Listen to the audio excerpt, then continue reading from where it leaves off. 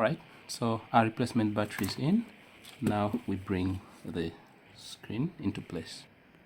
Alright, everything plugged in. Now we can put in the battery and then bring this restraint. Got our screws right there. Okay, now let's hit the power button, see what this new battery has for us.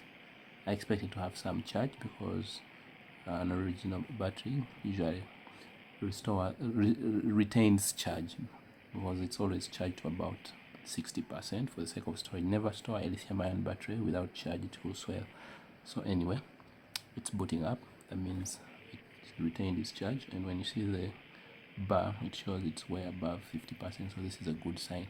If you ever buy a battery and it's already below half, that means it's not properly designed, so it's internally deteriorating.